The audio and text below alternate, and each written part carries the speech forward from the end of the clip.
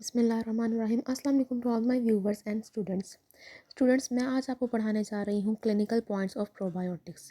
Probiotics आप जानते हैं कि एक बहुत ही इम्पॉर्टेंट जो है वो एक सप्लीमेंट होता है जो कि डिफरेंट मेडिकल कंडीशंस में यूज़ होता है। लेकिन इनके क्या इंपॉर्टेंट क्लिनिकल पॉइंट्स हैं और ये कौन कौन से टाइप्स के होते हैं, इनकी कौन कौन सी पोटेंसीज होती हैं, वो मैं आज आपको पढ़ाने जा रही हूँ। और इनकी एडमिनिस्ट्रेशन गाइडलाइंस क्या है, क्योंकि बहुत इंपॉर्टेंट होती है इसकी एडमिनिस्ट्रेशन। तो प्रोबायोटिक्स जैसा कि हम लोग जानते हैं कि हमारी बॉडी में नेचुरली माउथ में, जीआईटी में, वजाइना में, स्किन में एंड इवन ब्रेस्ट मिल्क में भी जो है वो नेचुरली बैक्टीरिया, गुड बैक्टीरिया जिनको आप कहते हैं, वो मौजूद होते हैं। और वो आपको प्रोटेक्ट भी कर रहे होते हैं बैक्टीरियल इन्फेक्शन से, फंगल इन्फेक्शन से। और डिफरेंट टाइप की जो है ना वो प्रोसेसेस आपके जीआईटी में, जैसे किसी पर्टिकुलर मेडिसिन्स का वो मेटाबॉलिज्म कर रहे होते हैं, यानी कि बायो मॉलिक्यूल्स का जो है वो मेटाबॉलिज्म में भी इन्वॉल्व होते हैं और आपकी प्रोटेक्शन में भी इन्वॉल्व है और आपकी इम्यूनिटी भी इसी तरह बढ़ा रहे हैं। ठीक है, तो प्रोबायोटिक्स जो मतलब वो क्या है, हम आपका नेचुरल जो माइक्रोफ्लोरा है, ठीक है ना, नॉर्मल माइक्रोफ्लोरा जिसको कहा जाता है, जो नेचुरल गुड बैक्टीरिया आपके माउथ, जीआईटी, वेजाइना में मौजूद है या आपके स्किन में मौजूद है। अब प्रोबायोटिक्स क्या चीज़ है? प्रोबायोटिक्स ये वही गुड बैक्टीरिया जो नेचुरली मौजूद होते हैं, उन्हीं के जो है ये फूड सप्लीमेंट बनाए गए हैं कि जिनमें इस चीज़ की कमी हो जाए वो इनको इस्तेमाल करेगा। ठीक है, तो प्रोबायोटिक्स क्या हुआ है? ये फूड सप्लीमेंट है that contain live microorganism intended to improve और मेंटेन द गुड बैक्टीरिया। ठीक है, अब एक प्रोबायोटिक और एक होता है और एक होता है प्रीबायोटिक। अब प्रीबायोटिक्स क्या होता है? प्रीबायोटिक्स जो है ना वो फूड होता है जो टिपिकली हाई फाइबर फूड होता है that act good for the human flora. मतलब आप कह सकते हो कि जो आपका नेचुरल फ्लोरा है उसकी ग्रोथ के लिए, ठीक है, उसका फूड होता है प्रीबायोटिक। ठीक है, आप इजी टर्म्स में इसको ले सकते हैं। जैसे हमारा खाना एक पर्टिकुलरली कोई चीज़ है, इसी तरह जो हमारे जो गट में, जो हमारे बॉडी में नेचुरल गुड बैक्टीरिया मौजूद है, जो हमारा नॉर्मल माइक्रोफ्लोरा है, उसके लिए खाना क्या है? प्रीबायोटिक्स। अब प्रीबायोटिक्स का अगर हम लोग नेचुरल सोर्सेज देखें तो वो क्या है? एप्पल है, बनाना, बेरीज, बार्ले है, अनियन है आपका जो आपके हर खाने में तकरीबन यूज़ होता है, गार्लिक है और इनोलिन है। ये पर्टिकुलरली जो है ना ये ओलिगोसेक्राइड होता है, जिसको आप कह सकते हो फ्रुक्टो ओलिगोसेक्राइड या गैलेक्टो ओलिगोसेक्राइड। आप अक्सर प्रोबायोटिक्स आशय में भी देखोगे कि ये मौजूद होते हैं, फ्रुक्टो ओलिगोसेक्राइड्स वगैरह। तो वो क्या होते हैं? वो प्रीबायोटिक्स होते हैं। ठीक है, अब उसके बाद आ जाता है हमारे पास जो मोस्ट कॉमनली प्रिस्क्राइब्ड जो प्रोबायोटिक्स हैं, वो हमारे पास 8 टाइप्स के हैं, जिनमें सबसे पहले आ जाता है लैक्टोबैसिलस एसिडोफाइलस। ठीक है, लैक्टोबैसिलस रैमनोसिस, लैक्टोबैसिलस रियूट्री, सैक्रोमाइसिस बॉलार्डी आ जाता है, बिफिडोबैक्टीरियम बिफिडोबैक्टीरियम लैक्टिस आ जाता है, फिर बैसिलस क्लॉसी आ जाता है और एंटेरोकोकस फेशियम आ जाता है। ठीक है, उसके बाद आ जाता है हमारे पास जो इनके क्लिनिकल यूजेस हैं। हर एक अभी हम इन सबको इंडिविजुअली भी पढ़ेंगे। ठीक है, इन 8 के 8 जो प्रोबायोटिक्स हैं उनको इंडिविजुअली भी पढ़ेंगे, लेकिन जो इम्पॉर्टेंट है बात है वो ये है कि हमें सबकी एडमिनिस्ट्रेशन गाइडलाइंस या इनका क्लिनिकल यूज़ जो है वो पता होना बहुत ज़्यादा ज़रूरी है। तभी हम इनको पढ़ने में हमारा इंटरेस्ट डेवलप होगा कि आखिर ये यूज़ क्यों होते हैं। ठीक है, तो सबसे पहला जो आपने बहुत कॉमन यूज़ पढ़ा होगा और सुना होगा वो ये है कि इन्फेक्शस डायरिया को जो है ये प्रिवेंट करते हैं। ठीक है, किसी भी इन्फेक्शन से होने वाला डायरिया। ठीक है, उसके बाद आ जाता है एंटीबायोटिक एसोसिएटेड डायरिया। अब इन्फेक्शस डायरिया को ये किस तरह से प्रिवेंट करते हैं कि जब आप लोग इन्फेक्शन होता है तो आपकी बॉडी में बैक्टीरिया मौजूद होता है, ठीक है, या यीस्ट या फंगल इन्फेक्शन होता है। अब नॉर्मली ये क्या काम कर रहे होते हैं, जब आप इनको लेते हैं अपनी बॉडी में तो वो भी बैक्टीरिया हमारे जो बॉडी में पहले से मौजूद होता है, जो डिजीज़ कॉज कर रहा होता है, वो भी बैक्टीरिया होता है। और ये क्या होता है? ये गुड बैक्टीरिया होता है। तो दोनों बैक्टीरिया की, क्योंकि नेचर इनकी दोनों बैक्टीरियल नेचर होती है, तो ये कम्पीट करते हैं फॉर द फूड के लिए, फॉर द एवरीथिंग, जो कि जिसके लिए जिस पे ये सर्वाइव करते हैं। ठीक है, तो हम क्योंकि ले रहे होते हैं बिलियंस ऑफ द अमाउंट में बैक्टीरिया, ठीक है, साशे में मिलियंस में ले रहे होते हैं, मिलियंस ऑफ द सेल होते हैं, मतलब अब हम मैं इनकी पोटेंसीज बताऊंगी आपको। तो बहुत ज़्यादा इनकी तादाद होती है। ठीक है, जब आप इनका साशे लेते हैं ट्वाइस अ डे, अडल्ट जो है वो यूजुअली ट्वाइस अ डे ले रहा होता है, जो बच्चे होते हैं, इन्फेंट्स होते हैं, वो वंस अ डे ले रहे होते हैं। तो वो क्या होता है? कंपटीशन क्रिएट हो जाता है। जब कंपटीशन क्रिएट होता है ना, तो जो आपके डिजीज़ कोजिंग बैक्टीरिया है उनको वो फूड, उनको वो इन्वायरमेंट नहीं मिल पाता, क्योंकि सारा फूड जो है ये गुड बैक्टीरिया लेना शुरू कर देते हैं। तो वो क्या होता है कि उनका जो सप्रेस हो जाता है, उनकी ग्रोथ सप्रेस हो जाती है, उनकी मल्टीप्लिकेशन सप्रेस हो जाती है। तो this is how they treat and prevent the infectious diarrhoea. ठीक है। अब एंटीबायोटिक एसोसिएटेड डायरिया भी क्या होता है? एंटीबायोटिक एसोसिएटेड डायरिया ये होता है कि जब आपने एंटीबायोटिक्स दिए तो अब आपके जो गुड बैक्टीरिया हैं वो सारे वो भी किल होना शुरू हो गए, ठीक है, जिसकी वजह से आपका जो नॉर्मल गट फ्लोरा था वो क्या हुआ, डिस्टर्ब हुआ और आपको डायरिया हो गया। तो ये जब आप बाहर से लेते हो, ठीक है ना, आउटसाइड सोर्स से एज अ सप्लीमेंट के तौर पे लेते हो, तो ये आपको फ़ायदा पहुंचाते हैं। कैसे कि आपका नॉर्मल जो गट फ्लोरा है वो दोबारा से जो है वो उसी तरह से अपने नॉर्मल लेवल पे आ जाता है, ठीक है। फिर इसी तरह ये ट्रैवलर्स डायरिया में भी यूज़ होता है। इसके अलावा भी जीआईटी की ओवरऑल वेलबींग और जीआईटी सिम्टम्स में यूज़ होता है। इसके अलावा ये लोअर करता है फ्रीक्वेंसी ऑफ द इरिटेबिलिटी या कॉलिक जो हो रही होती है इन्फेंट्स वगैरह में, उनको ये उसको कम करता है, उनमें बहुत ही अच्छा होता है। इसके अलावा आपके इम्यून रिस्पॉन्स के लिए अच्छा होता है। इसके एक और बहुत इंपॉर्टेंट यूज़ जो है वो है एक्टोपिक डर्माटाइटिस। आपके इम्यून मॉड्यूलेटरी इफेक्ट की वजह से टॉपिक डर्मेटाइटिस समटाइम्स हो जाता है, उसको ये एलिवेट करता है। फिर यीस्ट जो विजाइनल इन्फेक्शंस होते हैं उनके लिए जो है ये यूज़ होता है। ये इम्प्रूव करता है eradication of the H pylori, ठीक है। फिर इसमें अलावा जो है कुछ वाइटामिन की प्रोडक्शन में भी ये यूज़ होते हैं। फॉलिक एसिड जो आपको पता है कि उसमें ये यूज़ होता है कि उसकी प्रोडक्शन के लिए कुछ ऐसे हैं, इनमें से हम देखेंगे कुछ ऐसे होंगे जो इसकी प्रोडक्शन के लिए यूज़ होंगे। इसके अलावा ये कन्वर्ट करते हैं जो dietary components in the bioactive molecule for the dental health. अच्छा, कन्वर्ट करते हैं जो dietary component into the bioactive molecule में कन्वर्ट करते हैं, ठीक है। इसके अलावा ये आपकी डेंटल हेल्थ में बहुत ज़्यादा इंपॉर्टेंट होता है। आपके ग्लूकोज, आपके ब्लड प्रेशर और कोलेस्ट्रॉल, इन सब चीज़ों के लिए इनकी इंपॉर्टेंस है। यानी कि इसके इतने ज़्यादा यूजेस हैं। ये प्रोबायोटिक सिर्फ डायरिया तक लिमिटेड नहीं है, बल्कि आपके इम्यून सिस्टम, आपके लिए dermatitis, vaginal infections, H pylori, आपके बैक्टीरिया, विटामिन की प्रोडक्शन के लिए, बायोएक्टिव मॉलिक्यूल की प्रोडक्शन के लिए, और ब्लड प्रेशर, ग्लूकोज, कोलेस्ट्रॉल, इन सब के लिए बहुत ज़्यादा ज़रूरी है इनकी मौजूदगी, ठीक है। उसके बाद आ जाती है इनकी जो clinical point about the administration of the method of the administration, आप लोग कह सकते हो कि किस तरह से लिया जाता है, ठीक है। तो अभी मैं जनरल मेथड बता रही हूँ। बिफिडोबैक्टीरियम और लैक्टोबैसिलस जो है ज़्यादातर 30 मिनट्स पहले या बिल्कुल खाने से पहले लिए जाते हैं, ठीक है। जबकि जो सैक्रोमाइसिस है वो आप किसी भी टाइम ले सकते हो, ठीक है। अगर हम लोग एम्प्यूल और साशे की बात करें तो इनको पानी के साथ मिक्स किया जाता है, योगर्ट के साथ भी मिक्स कर लेते हैं, दूध के साथ भी मिक्स कर सकते हैं, या फिर सेमी सॉलिड फूड के साथ। लेकिन सेमी सॉलिड फूड ना तो बहुत ज़्यादा ठंडा होना चाहिए जैसे आइसक्रीम, और ना ही बहुत ज़्यादा गर्म जैसे सूप। इनमें मिक्स नहीं करना, क्योंकि उससे क्या हो सकता है, बैक्टीरिया जो आपका जो फ्लोरा है वो डैमेज हो सकता है, ठीक है। इसके अलावा क्या होता है कि आपके जो टैबलेट्स या कैप्सूल की फॉर्म में भी अवेलेबल हैं, उनको आपने एज इट इज़ ही लेना होता है। एक बड़ी इंपॉर्टेंट पॉइंट, या फिर आप कह लो कि एक क्लिनिकल पॉइंट, या फिर आप लोगों ने जो गाइडलाइन पॉइंट है जो आपने पेशेंट को बताना है कि अगर आपके पेशेंट के रिजीम में एंटीबायोटिक्स हैं और आप कोई बैक्टीरियल जो है वो प्रोबायोटिक दे रहे हो, तो आपने हमेशा गाइड करना है कि 2 घंटे या 3 घंटे के गैप से दो, ठीक है। या तो 2 घंटे पहले जो है वो आप प्रोबायोटिक ले लो और फिर आप एंटीबैक्टीरियल लो, या फिर पहले एंटीबैक्टीरियल ले लो और फिर 2 से 3 घंटे बाद जो है वो आप प्रोबायोटिक लो, ठीक है। और एक और रूल ये होता है कि आपने जब एंटीबायोटिक ट्रीटमेंट भी साथ चल रहा होता है तो एंटीबायोटिक का ट्रीटमेंट 5 to 7 डेज़ या ज़्यादा से ज़्यादा 14 डेज़ का होता है, ठीक है। समटाइम्स 21 डेज़ भी होता है, तो but there are very exceptional cases, ठीक है। तो 3 to 7 डेज़ तक अगर आपका एंटीबायोटिक का ट्रीटमेंट चल रहा है तो उसके बाद आपने एक हफ़्ता लेते रहना है प्रोबायोटिक। मतलब उन 7 डेज़ में भी लेते हैं, और उस 7 डेज़ के बाद जब आपका एंटीबायोटिक्स का कोर्स ख़त्म हो जाए फिर आपने एक हफ़्ता फिर भी लेते रहना है, ठीक है।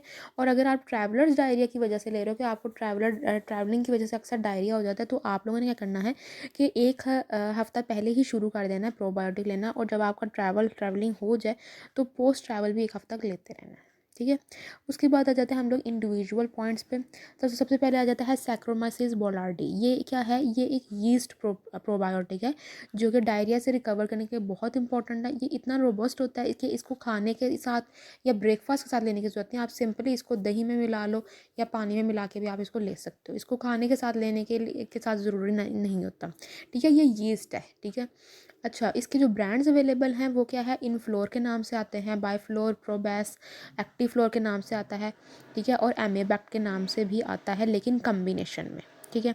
उसके बाद जो पॉइंट आपने रिमेंबर रखने हैं वो ये है कि इसका इंट्रैक्शन है एंटी फंगल के साथ। यानी अगर आप लोग इसको किसी एंटी बैक्टीरियल मेडिसिन के रजीम में ऐड करते हो तो फिर तो कोई इतना इशू नहीं होता, लेकिन अगर आपने एंटी फंगल के ट्रीटमेंट में इसको ऐड किया ना तो आपने इसका इंट्रैक्शन हो सकता है, क्योंकि एंटी फंगल इसको भी किल कर सकती है क्योंकि ये यीस्ट है, ठीक है। इसका जो डोज़ होता है वो होता है, तो इसके लिए एडमिनिस्ट्रेशन गाइडलाइन यही है कि अगर एंटी फंगल के साथ है तो वही 2 से 3 घंटे के गैप के साथ एडमिनिस्टर करवाना है, ठीक है। उसके बाद आ जाता है इसका डोज़ जो होगा 1 to 2 साशे होगा पर डे फॉर अडल्ट के लिए, और 1 साशे हो जाएगा फॉर द चिल्ड्रंस के लिए, ठीक है। उसके बाद आ जाता है लैक्टोबैसिलस। लैक्टोबैसिलस क्या है, ये ग्राम पॉजिटिव है। लैक्टोबैसिलस क्या है कि ग्राम पॉजिटिव है आपके पास बैक्टीरिया, जो कि ग्रो करता है readily at the low pH पे लेस देन 5, ठीक है। लेस देन 5 की पीएच पे ये ग्रो करता है, और ऑप्टिमम टेम्परेचर होता है जो कि 27 पे ये ग्रो करता है। मतलब इसकी ग्रोथ की कंडीशन में, मतलब रेडिली ग्रो करता है, बहुत तेज़ी से ग्रो करता है। वैसे इसकी नेचर जो ग्राम पॉजिटिव की है, these are the acid loving milk bacteria, क्योंकि लैक्टोबैसिलस है, लैक्टो से पता चल रहा है वो मिल्क के लिए लैक्टो जो है वो यूज़ होता है। तो these are the acid loving milk bacteria. They ferment the sugar into the lactic acid, so can be used in the patient with the lactose intolerance, especially lactobacillus reuteri। यानी कि ये lactobacillus reuteri जो है वो ख़ास तौर पे ऐसे पेशेंट्स में यूज़ होता है जिनमें लैक्टोज इंटॉलरेंस होती है, ठीक है। उनमें क्या होता है कि ये मदद देता है लैक्टिक एसिड को डाइजेस्ट करने में, ठीक है। उसके बाद आ जाता है लैक्टोबैसिलस एसिडोफाइलस, जो है वो आपके जीआईटी में और आपके वेजाइना में मौजूद होता है, क्योंकि ये ज़्यादातर जो है ये एसिडिक इन्वायरमेंट की मेंटेन करता है वहाँ पर, ठीक है। उसके बाद लैक्टोबैसिलस रियूटरी एंड लैक्टोबैसिलस रेमनोसिस जो है वो आपके पास यूज़ होता है बैक्टीरियल वेजिनोसिस में यूज़ होता है, सर्विसाइटिस में यूज़ होता है, एंडोमेट्रियाइटिस में ये यूज़ होता है, ठीक है। इनफर्टिलिटी में ये यूज़ होगा, एचआईवी में, सेक्सुअली ट्रांसमिटेड डिजीज़ में, यीस्ट वेजिनाइटिस में, एंड यूरिनरी ट्रैक्ट इन्फेक्शंस में। यानी कि इतने ज़्यादा यूजेस हैं इस लैक्टोबैसिलस स्पीशी के, जो कि लैक्टोबैसिलस में आगे 2-3 हमने पढ़ी। एक तो हमने रियूटरी पढ़े, इसके अलावा हम लोगों ने जो है वो रेमनोसिस पढ़ा, ठीक है ना, एसिडोफाइलस पढ़ा। तो ये सारे जो हैं ये इनके इतने ब्रॉड यूजेस हैं, ठीक है। तो अगर हम लोग इनके डोज की तरफ जाएं तो अडल्ट डोज इनका 1 to 2 कैप्सूल है, ठीक है। ब्रांड जो अवेलेबल है, लेकिन कम्बिनेशन में ज़्यादातर ये अवेलेबल होता है, जैसे एमेबेक्ट के नाम से, इम्यूटेक के नाम से, ये एंडप्रो के नाम से, या यूफ्लोरा के नाम से, ये ज़्यादातर कम्बिनेशन में, यानी कि बिफिडोबैक्टीरियम के साथ कम्बिनेशन में ये आते हैं, ठीक है। उसके बाद आ जाता है आपके पास बिफिडोबैक्टीरियम भी gram positive anaerobic non motile bacteria है, जो कि आपके नेचुरली आपके जीआईटी और वेजाइना में मौजूद होता है। ये जो बच्चे जो बिल्कुल छोटे बच्चे होते हैं, ठीक है, उनमें ये बहुत जल्दी ये उनमें बहुत ज़्यादा मिकदार में ये मौजूद होता है, ठीक है। और ये वहाँ पर क्या कर रहा होता है, हाइड्रोलाइज करते हैं, मतलब इसके अंदर इसके ऐसे जीन्स मौजूद होते हैं जो कि हाइड्रोलाइज करता है ह्यूमन मिल्क, ठीक है। इसके अलावा जो है ये बहुत ज़्यादा जो इन्फेंट्स जो ब्रेस्ट फीड में होते हैं, जो ब्रेस्ट फीडिंग उनकी हो रही होती है, उनमें बहुत जल्दी ये ग्रो करता है एज़ कम्पेयर टू द वो जो इन्फेंट्स या वो बेबीज़ जो कि फार्मूला फीड पे जो है उनकी होते हैं, ठीक है, जो कि फार्मूला मिल्क जो यूज़ करवा रहे होते हैं मदर्स उनको, उनकी निस्बत जो है जो ब्रेस्ट फीड हो रहे होते हैं बच्चे, उनमें ये बहुत जल्दी ग्रो करता है, ठीक है। उसके बाद अगर हम लोग देखें कि इनका डोज़ क्या है, इसका भी डोज़ 1 to 2 कैप्सूल है for the adult and 1 to 2 sachet for the childrens के लिए। कम्बिनेशन में ये अवेलेबल है by the names of Amibact, Ecotact and Imutec के नेम से, ठीक है। उसके बाद आ जाता है हमारे पास एंटेरोकोकस फेशियम। अब एंटेरोकोकस फेशियम जो है ये लैक्टिक एसिड बैक्टीरिया है, ठीक है, लेकिन इसकी 2 स्पीशीज़ होती हैं। एक होती है जो गैमा हेमोलाइटिक और एक होती है नॉन हेमोलाइटिक, ठीक है। अब अगर हम लोग देखें इसकी दो पॉपुलेशन है, वो इनमें से एक जो होती है ना वो होती है नेचुरली जो आपके जीआईटी में मौजूद होती है, आपके ह्यूमंस में भी मौजूद होती है और एनिमल्स में भी मौजूद होती है, ठीक है। और एक वो होती है जो कि आप कह सकते हो कि डिज़ीज़ कॉजिंग है, ठीक है। जो डिज़ीज़ कॉजिंग होती है वो क्या कॉज कर रही होती है, वो नियोनाटल मेनिंजाइटिस कॉज कर रही होती है, एंडोकार्डाइटिस कॉज कर देती है, urinary tract infection and wound infection cause कर देती है, ठीक है। यानी कि इसकी 2 स्पीशीज़ हैं, आप कह सकते हो 2 पॉपुलेशंस हैं। एक है नॉर्मल रेजिडेंट जो आपकी बॉडी में as a normal gut flora के तौर पर मौजूद है, और एक है वो जो इन्फेक्शन कॉजिंग है। आपको पता होगा कि यूटीआई में बहुत ज़्यादा एंटेरोकोकस जो है वो कॉजिंग बैक्टीरिया होता है, लेकिन उसकी दूसरी पॉपुलेशन आपके जो नॉर्मल, अब आपके पास आप देख रहे हो एक तरफ आप पढ़ रहे हो कि एंटेरोकोकस जो है वो यूटीआई कॉज करता है, ठीक है। दूसरी तरफ आप देख रहे हो कि इसके सप्लीमेंट भी अवेलेबल है न्यू फ्लोरा के नाम से, या फिर मार्केट में डिफरेंट नेम से मौजूद है। तो आप कंफ्यूज होते हो कि हाउ इज़ दिस पॉसिबल कि एक ऑर्गेनिज्म डिजीज़ भी कॉज कर रहा है और वही ऑर्गेनिज्म एज अ सप्लीमेंट के तौर पर मौजूद है मार्केट में। तो ये क्या है, इसकी 2 पॉपुलेशंस हैं, जो एक जो आपके पास सप्लीमेंट में है वो नॉर्मल रेजिडेंट है, और एक वो है जो इन्फेक्शन कॉज कर रहा है, ठीक है। अब ये क्या करता है कि ये इन फर्मेंटेड फूड में बहुत ज़्यादा मौजूद होता है, जहाँ पर ये इम्यूनेशन प्रोवाइड करता है, immunisation to inhibit the growth of moulds and listeria. ठीक है, दोनों जो मोल्ड जितने भी होते हैं उनकी इम्यूनेशन आप कह सकते हैं बुलेट्स हैं एक तरह से। ठीक है ना, मतलब किलिंग बुलेट्स क्या होते हैं, जो किल करते हैं किसको, मोल्ड्स को और लिस्टीरिया को किल करते हैं। और ह्यूमन में ये प्रोड्यूस करते हैं बैक्टीरियोसिंस प्रोड्यूस करते हैं। अब बैक्टीरियोसिंस में क्या है कि ये एंटीबैक्टीरियल बुलेट्स ही हैं। ठीक है, तो ये क्या होता है कि जो भी बैक्टीरिया होता है उनको ये किल करता है, एंटेरोकोकस फेशियम। ठीक है, इसके अलावा जो इसका एक और पर्टिकुलर मैकेनिज्म है वो ये है कि ये बाइंड कर लेता है सरफेसेस के साथ, यानी बॉडी सरफेसेस के साथ अटैच होता है ताकि कोई और बैक्टीरिया उन सरफेसेस के साथ अटैच ना हो और इन्फेक्शन जो है वो ना तो स्टार्ट हो, और अगर स्टार्ट हो चुका है तो वो स्प्रेड ना हो। ठीक है, it is a folate producing bacteria which is use in the cell metabolism and the cell proliferation में ये यूज़ होता है। ठीक है, यानी ये फोलेट की प्रोडक्शन में ये भी यूज़ होता है और आपकी इम्यून फंक्शन को बहुत ज़्यादा बूस्ट करता है। अगर हम लोग इसका ब्रांड देखेंगे किस नाम से मार्केट में अवेलेबल है, तो ये न्यू फ्लोरा के नाम से अवेलेबल है। चिल्ड्रन या इन्फेंट जो है 1 to 2 कैप्सूल ले सकते हैं दिन में। ठीक है, जबकि अडल्ट जो हैं वो एक कैप्सूल जो है वो दिन में 3 दफ़ा लेते हैं, और इसका जो ट्रीटमेंट ड्यूरेशन भी एक पर्टिकुलर होती है 5 to 7 डेज़। ठीक है, उसके बाद नेक्स्ट पे आ जाता है हमारे पास बैसिलस क्लॉसी। बैसिलस क्लॉसी एक वाहिद ऐसा प्रोबायोटिक है जो कि एंटीबायोटिक्स के साथ जो है वो यूज़ हो सकता है। प्रोबायोटिक बैक्टीरियल है। ठीक है ना, प्रोबायोटिक बैक्टीरिया है जो कि आप कह सकते हो कि एंटी बैक्टीरियल के साथ यूज़ हो सकता है, क्योंकि ये रेजिस्टेंट होता है, बहुत ज़्यादा बैक्टीरिया से ये रेजिस्टेंट होता है। ये जो क्यों, और इसकी वजह से क्या होता है कि अगर आप एंटी बैक्टीरियल दे भी रहे हो, साथ भी दे दोगे, तब भी ये जर्मिनेट करता रहेगा और रिप्रोड्यूस होता रहेगा जीआईटी में, उसको डैमेज नहीं कर सकते क्योंकि ये रेजिस्टेंट होता है।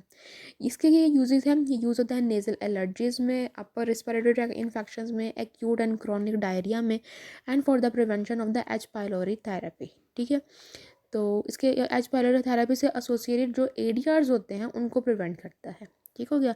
इसके अलावा ये डायरिया के ट्रीटमेंट या फिर किसी भी आप कह सकते हो एंटीबायोटिक या कीमोथेरेपी रजीम के साथ जो है की वजह से होने वाला जो डायरिया है उसमें भी ये यूज़ होता है। यानी कि इन्फेक्शियस डायरिया के साथ साथ जो एंटीबायोटिक एसोसिएटेड डायरिया है उसके वजह से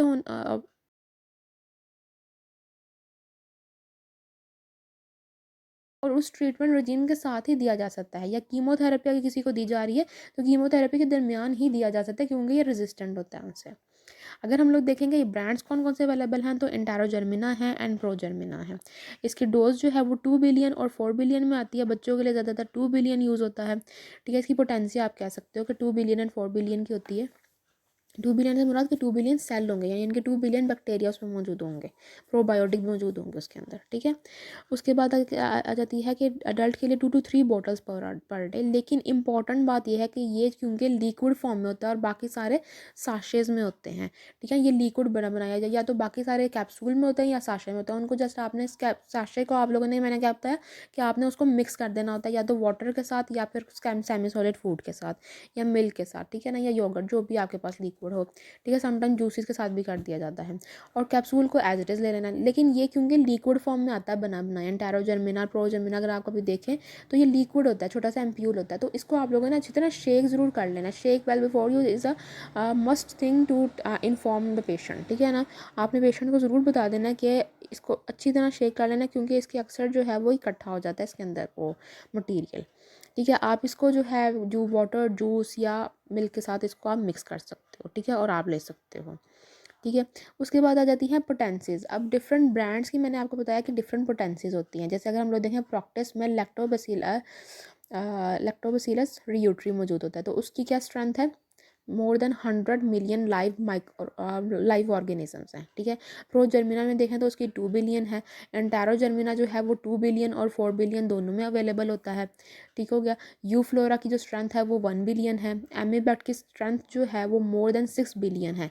एमीबैक्ट इज़ अ कम्बिनेशन है प्रोबायोटिक है। ठीक है, इन फ्लोर, अच्छा ये जो सैक्रोमाइसीज है ना, इनकी जो पोटेंसी है, इनकी पर्टिकुलर पोटेंसी होती है 250 मिलीग्राम इनकी पोटेंसी होती है। ठीक है, ये बिलियंस में नहीं होते, ये मिलीग्राम्स में होते हैं।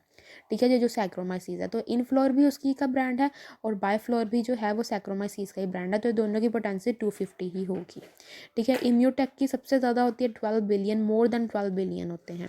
ठीक है, इकोटेक की अगर हम तो बात करें तो मोर देन 1 बिलियन है। ठीक है, उसके बाद हाई फ्लोर आ जाता है, उसके बाद उसमें जो है वो 8 बिलियन है, और सैरिटेक्स जो है उसमें 9 बिलियन होती है। ठीक है। तो ये पोटेंशियल भी याद रखना बहुत ज़्यादा ज़रूरी होती है। ये इसलिए याद रखना ज़रूरी है कि अगर आपको अल्टरनेटिव देना पड़ता है मेडिसिन का, तो आपको पता हो कि आप जो है अगर एक 1 बिलियन वाला प्रिस्क्राइब है और आपके पास जो है वो 1 बिलियन वाला नहीं है, आपके पास 2 बिलियन वाला है, तो आप उसको इन्फॉर्म करके बताओ दो कि ये 2 बिलियन वाला है, ठीक है ना। या फिर अगर 2 बिलियन वाला दिया हुआ है, 4 बिलियन वाला दिया, तो आपको पता हो, जैसे इंडारोजर्मिना 2 बिलियन का आप लोग अल्टरनेटिव क्या दे सकते हो, प्रोजर्मिना 2 बिलियन, ठीक है ना। तो इस तरह से आपका जो है वो अल्टरनेटिव के लिए बहुत ज़्यादा ज़रूरी होता है ये, ठीक है ना। ये स्ट्रेंथ को याद रखना। उसके बाद last but not the least contraindication, ये कब ममनू है, कब आप इसको नहीं दे सकते।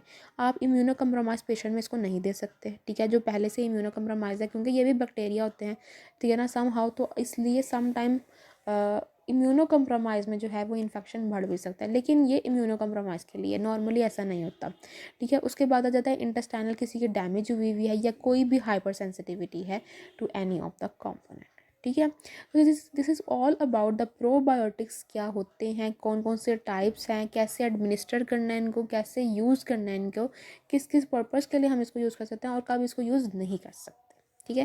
तो this is all about the probiotics. अगर आपको कुछ भी समझ नहीं आया हो तो आप मुझसे कमेंट्स में भी पूछ सकते हैं और फेसबुक पेज के थ्रू भी मुझसे कॉन्टैक्ट कर सकते हैं। अपने फ्रेंड्स के साथ और अपने क्लास में इसको ज़रूर शेयर कीजिएगा और अच्छी तरह से जो है इसको इम्प्लीमेंट भी कीजिएगा, ठीक है। अंटिल नेक्स्ट वीडियो, अल्लाह हाफिज़।